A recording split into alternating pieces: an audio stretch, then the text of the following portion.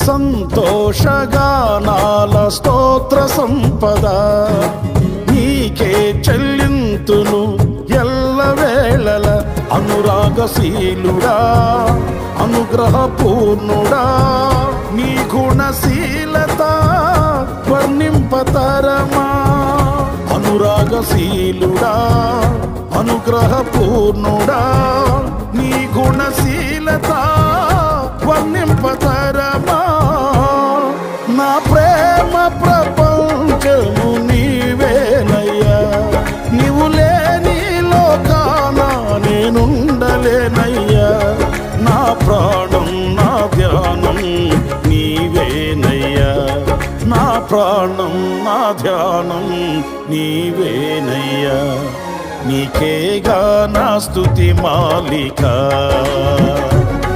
నీ కొరకే ఈ ఘన వేదిక.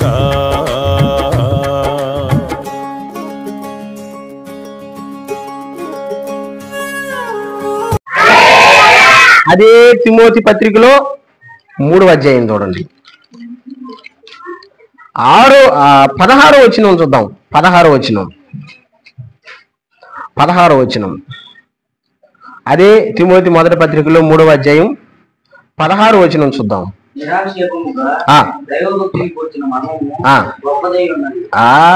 చాలు మళ్ళీ చదువుదాం. నిరాక్షేపముగా దైవ భక్తిని గురించిన మర్మము గొప్పదై ఉన్నది. ఒకసారి చెప్పండి ఈ మాట, దైవ భక్తిని గురించిన మర్మము గొప్పదై ఉన్నది. సౌండ్ పెట్టండి. దైవ భక్తిని గురించిన మర్మము గొప్పదై ఉన్నది. ఏదంట గొప్పది? దైవ భక్తి. నేను చెప్తున్నానే, ఇది ఒక మర్మం. దీన్ని గ్రహించాలన్నా, దీనిని తెలుసుకోవాలన్నా అల్లటప్ప వాళ్ళకి సాధ్యమయ్యే పని కాదు. ఇప్పుడు నేను మీకు చెప్పే మాట చాలా మందికి బుర్రకి ఎక్కదు. ఎందుకంటే ఇది మర్మముతో కూడుకున్నటువంటి మాట. మర్మముతో కూడుకున్నటువంటి మాట. దైవ భక్తి మర్మముతో కూడుకున్నటువంటి మాట. అందుకని చాలా మంది బుర్రలకి ఏందంటది దైవ భక్తి అంటే అంటారు. దైవ భక్తి అంటే దేవుని మీద ఉన్నటువంటి భక్తి. కోట నుంచి వచ్చారు అక్కలు అన్నాళ్ళు కదనా, కోట నుంచి వచ్చారు. ఎందుకు వచ్చినట్టు? దేవుని భక్తి ఉంది కాబట్టే వచ్చారు. నమ్మిన వాళ్ళు స్తోత్రం చెప్పండి. 3 ఫ్యాన్లు ఉన్నాయి చర్చిలో, కానీ ఒక్కడ తిరగడం అలా, కరెంటే లేదు. మామూలుగా అయితే కూర్చుంటారా మీరు? ఇక్కడ కూర్చుంటారా? ఇళ్ళల్లో అయినా సరే 1 నిమిషం ఉంటారా? కానీ ఎందుకు కూర్చొని ఉన్నారు? దేవుని మీద భక్తి ఉంది కాబట్టే ఇక్కడ కూర్చోమన్నారు. నిజం, దేవుని భక్తి ఉంటే ఆ భక్తి వల్ల నీకు ప్రయోజనం. ఎలాంటి ప్రయోజనాలు జరుగుతాయి అంటే, నీకు మేలు జరిగేది, నీకు ఉపయోగమైనదే జరుగుతుంది. నన్ను వినాలరా. 2వ రాజుల గ్రంథంలో 4వ అధ్యాయంలో షూనేమిరాలు అనేటువంటి ఒక స్త్రీ కనబడుతుంది. చూస్తా ఉండాలా, వింటా ఉండాలా. 2వ రాజుల గ్రంథం 4వ అధ్యాయం తీసిపెట్టండి. షూనేమిరాలు అనేటువంటి ఒక స్త్రీ కనబడుతుంది. ఆ షూనేమిరాలు ఎలాంటిది అంటే, నేనంటాను జ్ఞానము కలిగిన స్త్రీ. మరొక విధంగా చూస్తే దైవ భక్తి కలిగిన స్త్రీ షూనేమిరాలు. బాగా డబ్బులుండేవాళ్ళు. ఒక విచిత్రం చెప్పనా మీకు, డబ్బులుండే వాళ్ళల్లో చాలా మందిని మీరు గమనించండి. డబ్బులుండే వాళ్ళకి చాలా మందికి దేవుడు అంటే భక్తి ఉండదు. అవునా కదా? ఎందుకని? ఏమున్నాయి వాళ్ళ దగ్గర?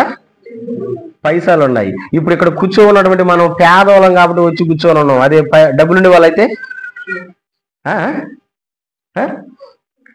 టౌన్లో చాలా చర్చిలు మీరు గమనించండి. టౌన్లో చాలా చర్చిలు, మన దగ్గర ఏరియాలో చాలా చర్చిలు టౌన్లో ఫుల్ ఏసీ.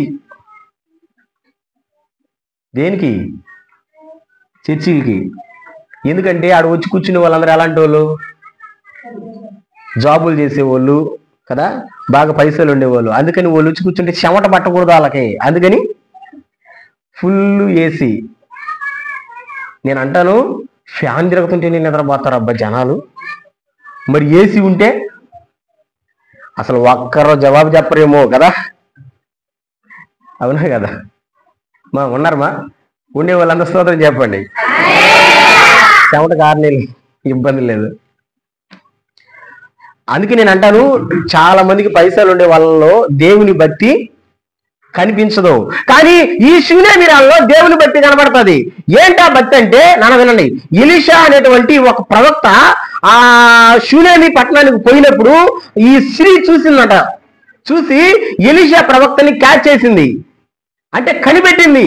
ఏమని కనిపెట్టిందంటే ఈ వచ్చినటువంటి ఎలీషా అనేటువంటి ప్రవక్త నిజంగా దేవుని ప్రవక్త అని. ఎలాంటి ప్రవక్త? దేవుని ప్రవక్త. ఆయనను చూసి తన భర్తకు చెప్తుంది, శూనేమిరాలు తన భర్తకు చెప్తుంది, అయ్యా ఇదిగో ఎలీషా అనే ప్రవక్త అప్పుడప్పుడు మన పట్టణానికి వచ్చిపోతున్నాడు, నేను ఆయన్ని చూశాను, నిజంగా నేను చూసినప్పుడు ఆయన నా కంటికి దేవుని ప్రవక్తగా కనబడుతున్నాడు అని భర్తకి చెప్తుంది. భర్త అంటాడు, అయితే ఏం చేయమంటావు? అప్పుడు అంటది, అయ్యా ఆయన కొరకు మనం కొన్నిటిని సిద్ధం చేయాల. ఎవరి కొరకు? దేవుని సేవకుడు లేదా దైవ ప్రవక్త అయినటువంటి ఎలీషా కొరకు మనం కొన్నిటిని సిద్ధం చేయాలా. చూడండి, రాజుల 2వ గ్రంథం ఇందాక తీశారు కదా, 4వ అధ్యాయం. భర్తకి ఏం చెప్తుందో చూద్దాం. ఆ 4వ అధ్యాయంలో 8, 9, 10 వచనాలు చూద్దాం. 8, 9, 10 వచనాలు చూద్దాం.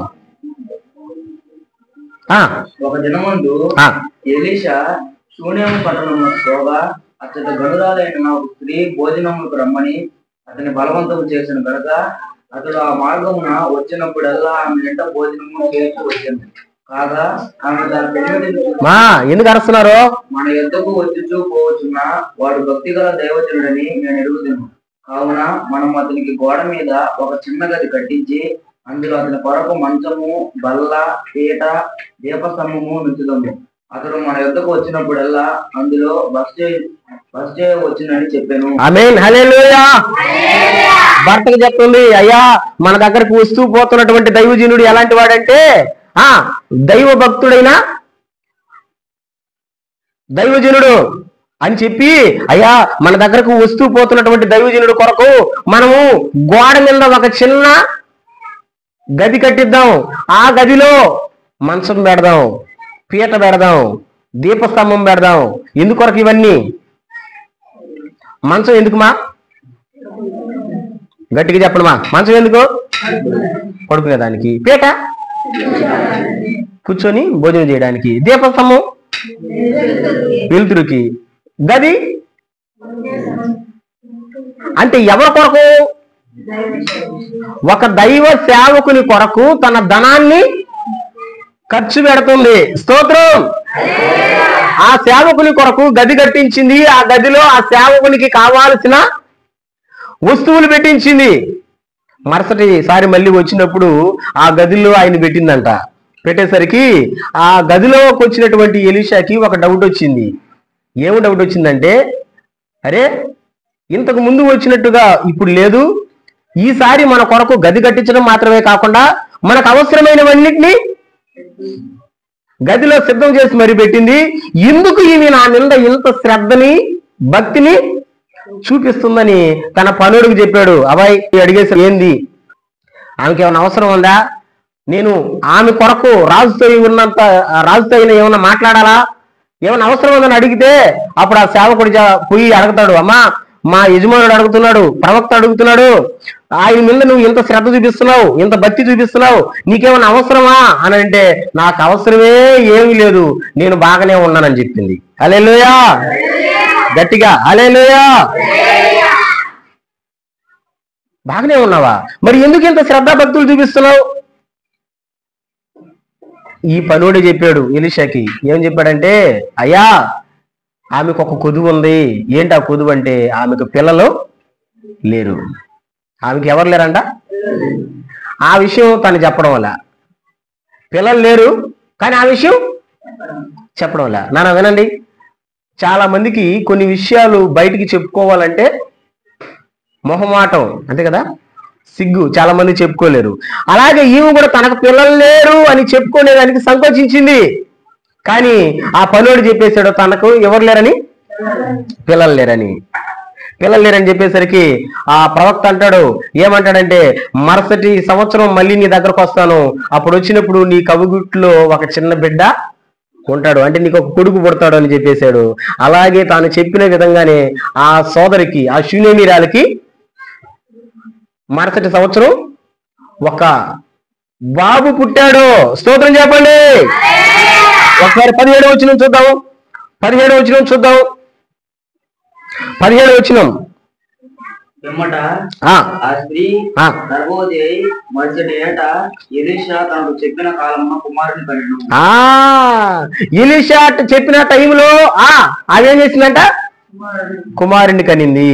ఇప్పుడు మీరు చెప్పండి, ఈమె పిల్లలు లేరు కదా ఈమెకి ఇప్పుడు పిల్లలు పుట్టారు కదా, పుట్టడానికి కారణం ఏంటి? ఈమెలో ఉన్నటువంటి దైవ భక్తి. ఆ ఎలీషాకి చెప్తుంది ఆయన దైవ భక్తుడు అని.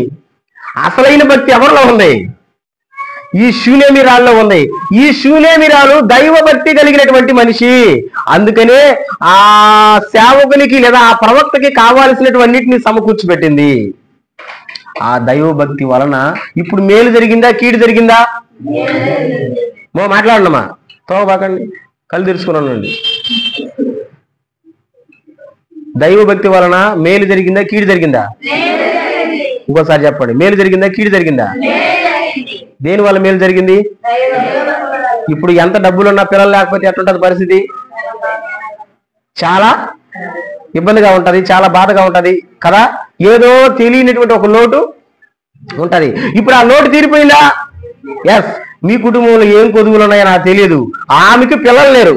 మరి మీ కుటుంబంలో ఏం కొదువులు ఉన్నాయో తెలియదు, ఏ దానికోసం మీరు బాధపడుతున్నారో తెలియదు, ఎలాంటి దానికోసం మీరు కావాలని కోరుకుంటున్నారో నాకు తెలియదు. కానీ దేవాది దేవుడు అంటున్నాడు, నువ్వు ఏది కావాలనుకున్నా సరే, ఏది నీకు కావాలనుకున్నా సరే నా దేవాది దేవుడు ఇస్తాడు. ఎప్పుడంటే నీవు దైవ భక్తి కలిగి ఉన్నప్పుడు. నీకు ఆరోగ్యం లేదా? నీ కుటుంబంలో అప్పుల సమస్యలా? లేకపోతే ఇంకేదైనా ఇబ్బంది చేత నువ్వు బాధపడుతున్నావా? ఏది కావాలన్నా దేవునికి అసాధ్యమైనది లేదు, దేవుడు ఇస్తాడు. ఎప్పుడు ఇస్తాడు దేవుడు అంటే నీలో ఏముండాలా? దైవ భక్తి, దేవుని భక్తి ఉండాలా. నమ్మిన స్తోత్రం గట్టిగా. ఈ భక్తి రావాలంటే ఏం చేయాలా? ఈ భక్తి రావాలంటే ఏం చేయాలా? ఒకసారి మళ్ళీ వెళ్దాం రండి. తిమోతి మొదటి పత్రికకి 6వ అధ్యాయం. ఈ భక్తి రావాలంటే ఏం చేయాలా? 3వ వచనం చూద్దాం. తిమోతి మొదటి పత్రిక 6వ అధ్యాయం 3వ వచనం చూద్దాం. ఈ భక్తి రావాలంటే ఏం చేయాలా? దైవ భక్తి రావాలంటే ఎవడైనాను మన ప్రభు అయిన యేసుక్రీస్తు యొక్క హితవాక్యములను దైవ భక్తికి అనుగుణ్యమైన బోధను అంగీకరింపక భిన్నమైన బోధను ఉపదేశించిన ఎడల, అక్కడ చూడండి, దైవ భక్తికి అనుగుణ్యమైన బోధ. ఆ మాట బాగా గుర్తుపెట్టుకోండి. దైవ భక్తికి అనుకూలమైన బోధ. స్తోత్రం నానా. ఏ బోధ అంటే ఆ బోధ అంటే భక్తి రాదు. వస్తుందా? ఈరోజున చాలా మంది పాస్టర్లు అయిపోయారు, చాలా మంది వాక్యాలు చెప్తున్నారు. నానా ఏం చెప్తున్నారు వాళ్ళకి తెలీదు, వినే సంఘాలకు కూడా అసలు అర్థం కాదు. ఎలాంటి బోధ అంటే అలాంటి బోధ వింటే ఈ భక్తి రాదు. భక్తి రావాలంటే ఏం చేయాలంటే దానికి అనుకూలమైనటువంటి బోధనే వినాలి. స్తోత్రం చెప్దామా? దైవ భక్తికి అనుకూలమైనటువంటి బోధ వింటేనే ఆ దైవ భక్తి వస్తుంది. ఆ దైవ భక్తి వలన నీకు ఉపయోగం ఉంది. ఏంటా ఉపయోగం అంటే నీకు ఏదైతే కావాలో, నీకు ఏదైతే కొదువో ఆ సమస్తము ఆ భక్తి వలన నీకు నెరవేరుతుంది. అందుకనే మనిషికి ప్రయోజనకరమైనది ఏంది? నెంబర్ 1 అయిపోయింది. ఒకటి దైవభక్తి. రెండవది మనిషికి ఉపయోగకరమైనది ఏంది? రెండవది చూద్దాము. ప్రసంగి గ్రంథం 7వ అధ్యాయం. త్వరగా వెళ్దాం. ప్రసంగి గ్రంథం 7వ అధ్యాయం.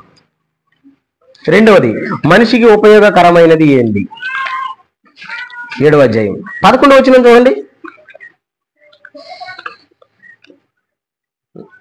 ఏదో పాము వచ్చినట్టుందా? ముసలు పడతా. జ్ఞానము వాక్యములో ఉపయోగము పూర్ణంగా బ్రతుకువారికి లాభకరము. అబ్బాబాబాబా, భలే మాట కదా. ఒకసారి చెప్పండి, నాతో పాటు చెప్పండి. ప్రసంగి గ్రంథం 7వ అధ్యాయం 11వ వచనం. జ్ఞానము స్వాస్థ్యమంతా ఉపయోగము. గట్టిగా చెప్పండి. జ్ఞానము స్వాస్థ్యమంతా ఉపయోగము. ఇంకొకసారి గట్టిగా చెప్పండి. జ్ఞానము. రెండవది ఏది ఉపయోగం? ఫస్ట్ది ఏం ఉపయోగం మా దైవభక్తి వల్ల? ఆలోచించండి. ఏం ఉపయోగం? మనకి ఏది కావాలన్నా పొదువులు కానీ అవసరాలు కానీ ఆ భక్తి వల్లనే నెరవేరుతాయి. వద్దు వద్దు వద్దు. రెండోది జ్ఞానము ఉపయోగము. స్తోత్రం చెప్పండి, గట్టిగా చెప్పండి. జ్ఞానము ఉపయోగము. ఈ రెండు పదాలు ఇవి. ఒకటి తెలివి అనేది, రెండవది జ్ఞానం అనేది. తెలివి అంటే నీకు సంబంధించింది తెలివి. జ్ఞానం అంటే నీతో పాటు అందరికి సంబంధించింది జ్ఞానం. నాన్న చెప్పండి. నాకు సంబంధించిందంటే, నీకు సంబంధించిందంటే మొత్తం నీ గురించి నువ్వు ఆలోచించుకోవడం. నీ పిల్లలు అంతే కదా, నీ ఇల్లు, నీ వస్తువులు, నీకున్న అవసరాలు, నీ గురించి నువ్వు ఆలోచించుకోవడం. అది తెలివి అంటారు దాన్ని. జ్ఞానం అంటే అందరి గురించి ఆలోచించుకోవడం.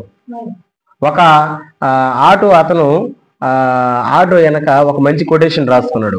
ఏంటి ఆ కొటేషన్ అంటే, అందరూ బాగుండాలి. మా చెప్పండి మా, అందరూ బాగుండాలి, అందులో నేను కూడా ఉండాలి. దీన్ని ఏమంటారు? జ్ఞానము అంటారు.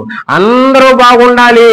ఈ రోజున చాలా మందిలో ఉండేటువంటి ఇది లేదు, ఈ జ్ఞానం లేదు. అందరూ ఎట్టయినా పోని, ఎవరు బాగుండాలా? ఆయన మాత్రమే బాగుండాలా. పక్కనోడిది లాక్కొని, పక్కనోడిది పీక్కొని, పక్కనోడిది పెరుక్కొని, ఎవరు బాగుండాలా? వాడు మాత్రమే బాగుండాలా, లేదా వాళ్ళు మాత్రమే బాగుండాలా. దీన్ని ఏమంటారంటే తెలివి అంటారు. తెలివి కాదు, ఉపయోగకరం. ఏందంట ఉపయోగకరం? జ్ఞానము ఉపయోగకరం. స్తోత్రం చెప్పు. ఈ జ్ఞానం ఎవరిస్తారు? సామెతల గ్రంథం 2వ అధ్యాయం 6వ వచనం. ఆ పక్కనే ఉంటుంది చూడండి. సామెతల గ్రంథం 2వ అధ్యాయం 6వ వచనం.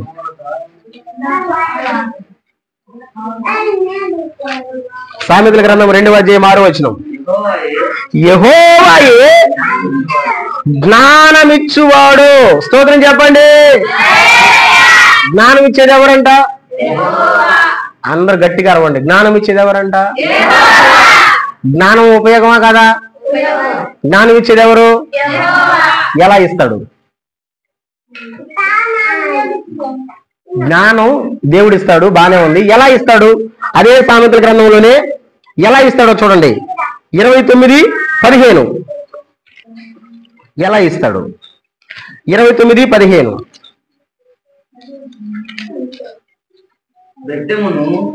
బాగా చదువు. బెత్తమును గద్దింపును జ్ఞానము కలుగజేయును. అదుపులేని బాలుడు తన తల్లికి అవమానం తెచ్చును. ఆ రెండో లైన్ పక్కన పెట్టి ఫస్ట్ లైన్ చూడు. బెత్తమును గద్దింపును జ్ఞానము కలుగజేయును. జ్ఞానం ఇచ్చేది ఎవరు? దేవుడు కదా. జ్ఞానం ఇచ్చేది ఎవరు? యెహోవా దేవుడు. ఎలా ఇస్తాడంట? గద్దింపు అంటే గద్దింపు అంటే